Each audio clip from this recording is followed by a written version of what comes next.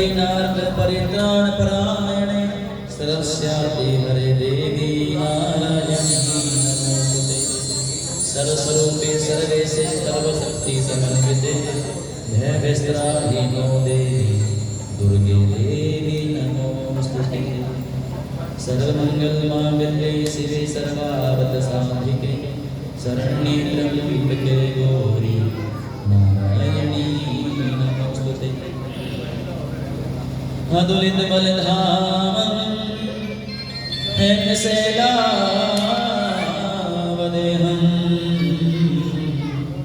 धनुजवनकृशानं ज्ञानीनामग्रगण्यं सकल गुण निधानं वानराणामधीशं रघुपति प्रिय भक्तं वातजातं नमामि वातजातं नमामि। जय जय श्री राधा जय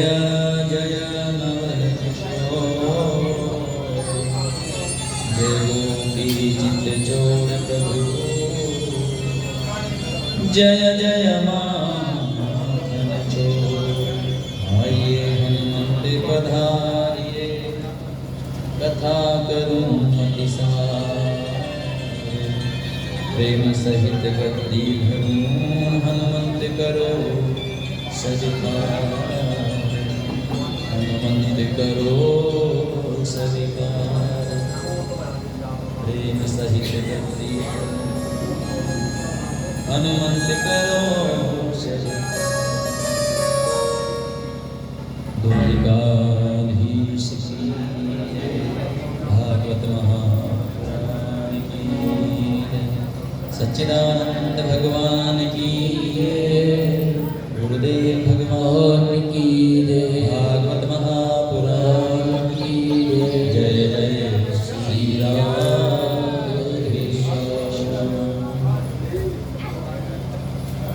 परम मंगलमयी परात्पर अखिलेश्वर अकारण करुणा वरुणालय मेरे भक्त वांछा कल्पतरु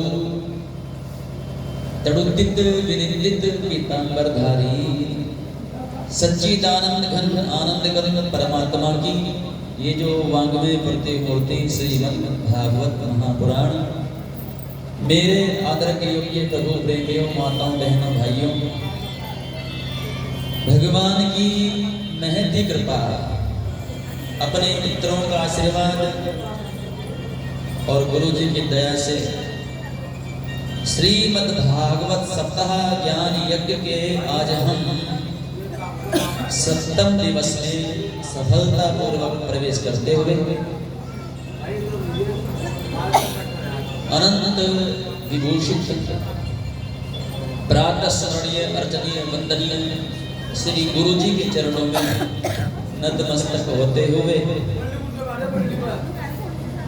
सूक्ष्म जगत में विराजमान प्रत्यक्ष अप्रत्यक्ष जितने भी देवी देवता हैं उन सबके चरणों में वंदन करते हुए और आप सभी श्रोताओं को भाइयों बहनों बंधुओं को भगवत भाव से मैं प्रणाम करते हुए आप सबको मेरी राधे राधे। आइए तुलसी जग में आकर एक बार कहो राधे। तुलसी जग में आकर कर लीजिए दो काम देने को टुकड़ा भला लेने को हरि नाम।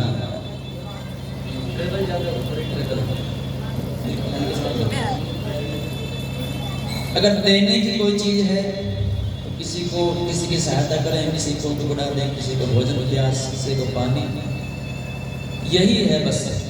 और लेने की कोई चीज है तो हरि का नाम। तो इसलिए भगवान की अनंत कृपा साधन धाम मोक्ष करि द्वारा भगवान ने साधन हमें दिया और हमने इसका सदुपयोग किया। साधन कौन सा? ये मनुष्य शरीर, और जो इस मनुष्य शरीर का जीवन में सदुपयोग नहीं कर पाता, जो इसका काम है, जो इसका लक्ष्य है, असली मकसद है, वो अपने जीवन में नहीं कर पाता, तो फिर अंत समय में पश्चाताप करता है।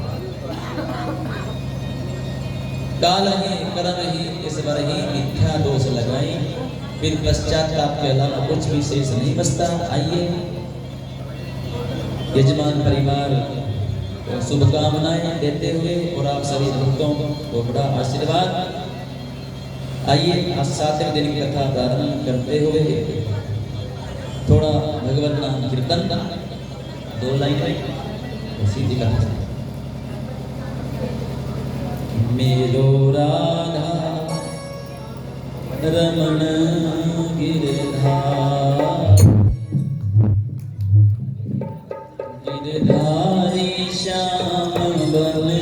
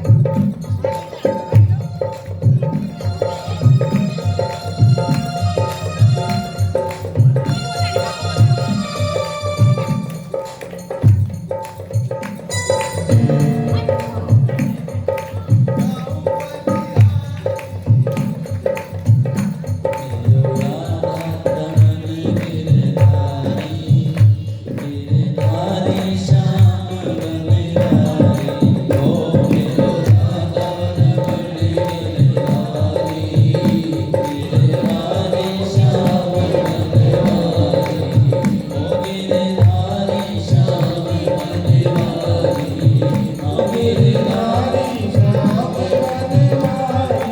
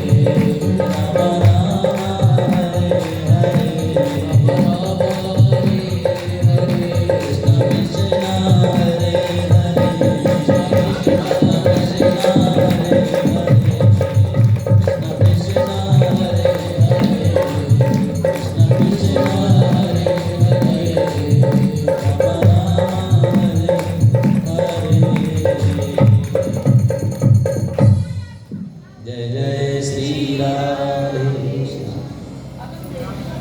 परम मंगल में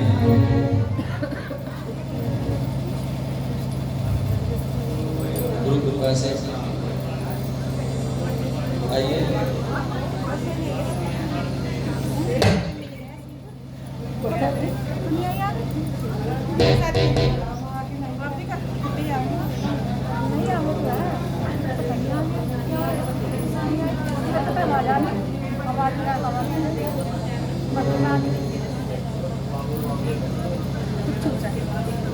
सदा सेव्या श्रीमद्भागवती कथा यस्या श्रवण मात्रेण हरिश्चित्तम समाश्रयते। जो इसका सदा सेवन करता है, कथा सुनता है, पढ़ता रहता है, तो साक्षात श्री हरि उसके हृदय में आके बैठ जाते हैं। ये भागवत की महिमा है। और कितनी महिमा? विद्यार्थी लभते विद्या, धनार्थी लभते धनम। विद्या चाहने वालों को विद्या मिलती है और धन चाहने वालों को धन मिलता है। और पुत्रार्थी लभते पुत्रान, पुत्र चाहने वालों को पुत्र मिलता है। मोक्षार्थी लभते गतिम, मोक्ष चाहने वाले की गति होती है। ऐसी भागवत की महिमा है और यही हमारे जीवन का लक्ष्य है। मानव का जो परम धर्म है,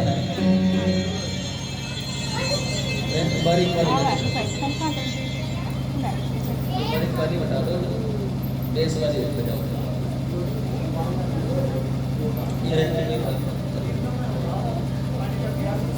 चलो कोई बात नहीं, कोई दिक्कत चलता रहेगा।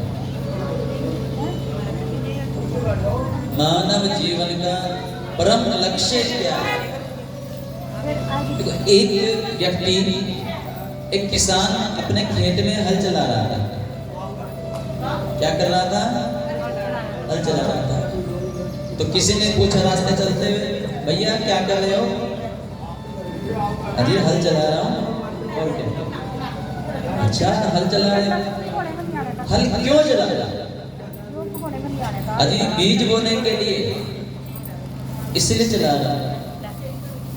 अच्छा, लेकिन बीज क्यों बोना चाहते हो? महाराज बीज इसलिए बोल रहे हैं फसल उगाने के लिए। और क्या? फसल उगाने के लिए। तो फसल क्यों उगाना चाहते हो? अनाज पैदा करने के लिए। और क्या? अच्छा, तो अनाज क्यों पैदा करना चाहते हो? अजी अनाज इसलिए पैदा करते हैं रोटी खाने के लिए। फिर पूछा रोटी क्यों खाना चाहते हो? कि जवाब आया जिंदा रहने के लिए। रोटी क्यों खाना चाहते हो? अजी महाराज जीने के लिए। फिर पूछा आप जीना क्यों चाहते हो? जब ये पूछा आप जीना क्यों चाहते हो, अब यहाँ आके चुप हो। आगे उसके पास इस सवाल का उत्तर नहीं था। इस सवाल का उत्तर हमारे पास भी नहीं है। हम जीवित क्यों रहना चाहते हैं? हमारा लक्ष्य क्या है? भगवान ने हमें भेजा क्यों है? कुछ और भी बना सकते थे। 83,99,999 प्रकार के जीव जंतु, एक जीव की, एक पक्षी की हजारों लाखों क्वालिटी है। एक कीड़े की हजारों क्वालिटी, कितनी होनी होगी? तो भगवान ने कितनी दया करी, ये सब बना के हमें नहीं भेजा और हमें मनुष्य ही बनाया। क्यों बनाया? मेंढक बना लेते, सस्ता था सामान ऐसा। ये महंगा शरीर क्यों दिया? महंगे वाला कोट क्यों दिया? इसके पीछे कोई तो रहस्य होगा। क्योंकि शास्त्र भी कहते हैं पुनर्मितम पुनर्वितम पुनर्धार्या पुनर्मही एतत् सर्वं पुनर्लभ्यम न शरीरम पुनः पुनः। सब कुछ बार बार मिल सकता है, सब कुछ जीवन में।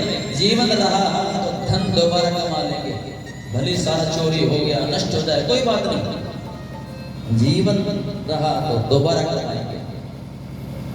मान सम्मान चला गया, कोई बात नहीं, जीवन रहा फिर कमा लेंगे। पुनर्मितम, मित्र रूठ गए, रिश्तेदार चले गए, कोई बात नहीं, जीवन है तो दोबारा फिर से बना लेंगे। एतत् सर्वं पुनर्लभ्यम, सब कुछ मिल सकता है, लेकिन न शरीरम पुनः पुनः। ये शरीर बार बार नहीं मिलता। क्यों नहीं? क्यों चाहिए ये शरीर? क्या लक्ष्य है? क्यों आए संसार में? क्यों जीना चाहते हैं? क्योंकि भजन इसी शरीर से हो सकता है, सेवा इसी शरीर से हो सकती है, दान इसी शरीर से हो सकता है। आप गाय माता से कहो, गाय माता है, कहते हैं सभी देवताओं की, देवियों की पूजा हो जाती है गाय की सेवा करने से। लेकिन अगर गाय माता से कहें माता जी थोड़ा कीर्तन करियो जी, गाय माता से कहें थोड़ा ताली बजाओ जी, गाय माता से आप कहो जाके थोड़ा राम राम बोल लो, कुछ नहीं कर सकते बेचारे। क्यों? क्योंकि ये सुविधा तो केवल भगवान ने आपको और केवल आपको ही दी है। और शरीर में जाकर के न दान सेवा, पुण्य सेवा, तब कुछ नहीं हो सकता। ये इसी शरीर में हो सकता है। ये शरीर पाकर भी हमने अपना ये सत्कर्म नहीं किया तो काल ही कर्म ही ईश्वर ही मिथ्या दोष लगाई, सिर धुनी धुनी पछताएगा। फिर बाद में पछतावे के सिवाय कुछ नहीं रहेगा। भगवान फिर दोबारा इस शरीर नहीं देते हैं। ये तो कन्फर्म है। अगर हमने ये काम नहीं किया इस शरीर पाके, तो ये तो पक्का है कि दोबारा ये शरीर हमें मिलेगा नहीं कभी भी। इस बार मनुष्य बन के आ गए, वो कर्म हमने किया नहीं कि दोबारा से ऐसा अवसर मिले। इसलिए कितना अनमोल है। जीना है, जीना तो है। क्यों? क्योंकि भजन करते हैं। और जीना है तो खाना भी पड़ेगा। कुछ लोग खाने के लिए उनका लक्ष्य खाना है, उनका लक्ष्य ही खाना है। तो क्यों जी रहे? खाने के लिए जी रहे। अब कुछ लोग जीने के लिए खाते हैं, बोले जीना है ना इसलिए खाना है। अरे जीना क्यों? क्योंकि भजन करना है भाई। जीने के लिए खाना पड़ता है, खाने के लिए नहीं जीना, जीने के लिए खाना। क्योंकि जीना है भाई। अरे क्यों जीना है? अभी भजन करना है ना, इसलिए जीना। ये हमारा लक्ष्य है। कुंडिनपुर के राजा विश्वक, उनकी पुत्री रुक्मणी, शिशुपाल के साथ विवाह तय किया, लेकिन रुक्मणी ने पत्र लिखा भगवान को। पत्र पढ़ा, भगवान आए। श्रुत्वा गुणान् भुवन सुंदर सुनमतान्ते।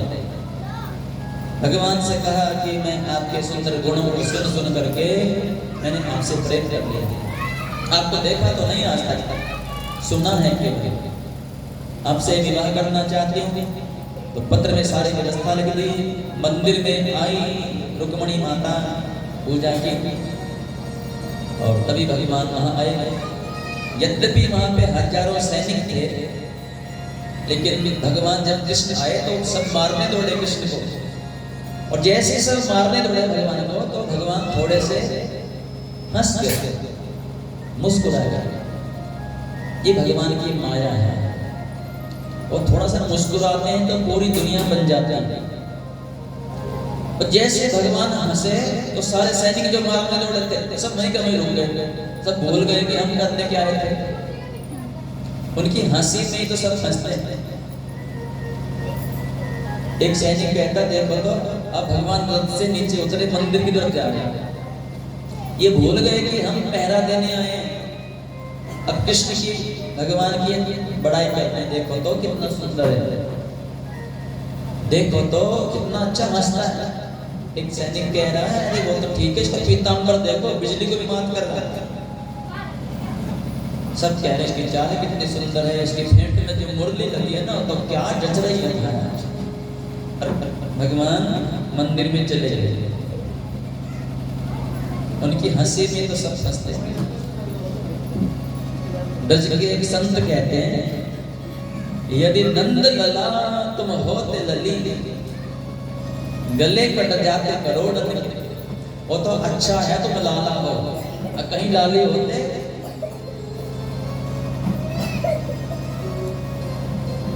वो कहते ना, एक भजन गाती है माताएं बहनें, यदि गोरे होते तो क्या करते तुम मोहन, जब काले रंग पर ही दुनिया मर जाती, वो तो ये चाहे तुम काले हो। सब हंसते हैं हंसी से, और रुक्मणी को लेके आ रहे हैं मंदिर से बाहर भगवान, और सैनिक कह रहे हैं, आहा जोड़ी कितनी अच्छी है। भगवान रथ में बैठे और ऐसे गरुड़ की तरफ, गरुड़ जी तो है ही विराजमान वहां पे, ऐसे छोड़ के रथ लेके जैसे भगवान गए तो माया हटी। सैनिक बोले, अरे रुक्मणी का है, रुक्मणी का है, हमें क्या मालूम क्या है। बोल तुमने नहीं देखा रुक्मणी को?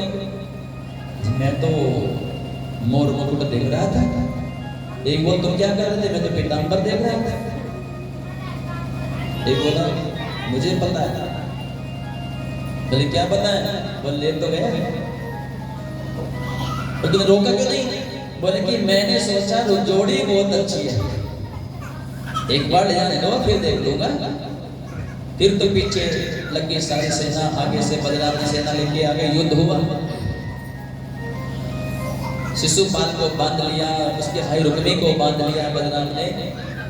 फिर कहीं जा करके राजा भीष्मक ने अपने बेटे को समझाया और कहा कि देखो ये आग्रह अच्छा नहीं है, क्योंकि मेरे गुरुजी ने बताया था कि जो ये रुक्मणी है हमारी बेटिया, ये साक्षात महालक्ष्मी है। और बेटे को समझाया, और जो ये श्री कृष्ण है ये साक्षात नारायण है, ये कोई साधारण नहीं है। और लक्ष्मी का कन्यादान तो नारायण के हाथों में होना चाहिए ना। हाँ जी, ये तो ठीक है। जब लक्ष्मी बड़ी होने लगे घर में, जब लक्ष्मी की वृद्धि होने लगे तो फिर लक्ष्मी का कन्यादान, क्योंकि लक्ष्मी के पति तो नारायण ही है ना। कल आपने कन्यादान किया, क्योंकि हम लक्ष्मी के मालिक बन जाते हैं, लेकिन लक्ष्मी का मालिक तो नारायण है। आप ही मालिक तो आप हैं, पति तो आप हैं इनके। तो लक्ष्मी का कन्यादान बीच बीच में नारायण के हाथों करते रहना चाहिए। सेवा के काम में लक्ष्मी को लगाते रहना चाहिए, यही असली कन्यादान है। तो फिर विधि विधान से वो विवाह हुआ, माधवपुर में वो विवाह हुआ। ब्रह्मा जी ने इस विवाह का मुहूर्त दिया था। फिर राजा भीष्मक बड़े विधि विधान से अपनी बेटियां की विदाई की। मैंने पहले निवेदन किया था, माता पिता को बड़ा कष्ट होता है जब बेटियां विदा होती। अच्छा, एक बार तो एक बेटियां कह रही थी, विदा हो रही थी, माँ ने कहा बेटी अब उसे रोना नहीं आना। गांव में तो ऐसा कहते हैं बेटियां अगर नहीं रोती है तो कहते बता कैसे रोई बिनी विदाई कराई। क्या रोना जरूरी है? एक माँ ने कहा बेटी लड़की विदा हो रही है, बेटी थोड़ा रो ले।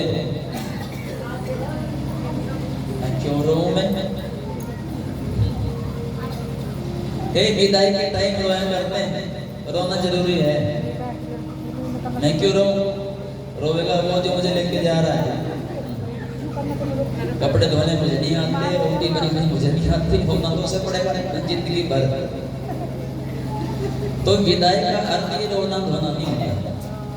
क्यों क्यों करना? गांव में जरूरी मानते हैं, रोना पड़ेगा, जबरदस्ती रोना पड़ेगा। विदाई का अर्थ यह है कि वो बेटी अपनी माँ से जाकर मिलती है, तो माँ से उपदेश करती है बेटी आज से तेरी माँ ही, तेरी सास ही तेरी माँ। फिर पिताजी से जाके मिलती है, पिताजी। फिर पिताजी उपदेश करते हैं बेटी आज से तेरे ससुर ही तेरे पिता है। सब उपदेश करते हैं कि मानिए दुलारी मेरा कहना इस भांति रहना जाके ससुराल में। मानिए दुलारी मेरा कहना इस भांति रहना जाके ससुराल में। ये दुलारी मेरा कहना इस भांति रहना जाके ससुराल में। सब कुछ पड़ेगा बेटी सहना पर कुछ मत कहना जाके ससुराल में। ओ मानिए दुलारी मेरा कहना इस भांति रहना जाके ससुराल में। और क्या कहती है? पिता के समान अपने ससुर जी को जानना, पिता के समान अपने ससुर जी को जानना, माता के समान अपनी सासू जी को जानना, माता के समान अपनी सासू जी को जानना। जेठानी का आदर करना, दौरानी से प्यार करना, जेठानी का आदर करना, दौरानी से प्यार करना। और इन्हीं को समझना अपनी बहना इस भांति रहना जाके ससुराल में। मानिए दुलारी मेरा कहना इस भांति रहना जाके ससुराल। तो ये उपदेश करते हैं ताई चाची ताऊ चाचा बाबा दादी सबसे मिलती जाके तो उपदेश करती बेटी कोई शिकायत का मौका नहीं आने देना, हमारे कुल की लाज रखना। असली विदाई तो असली उपदेश ही विदाई है।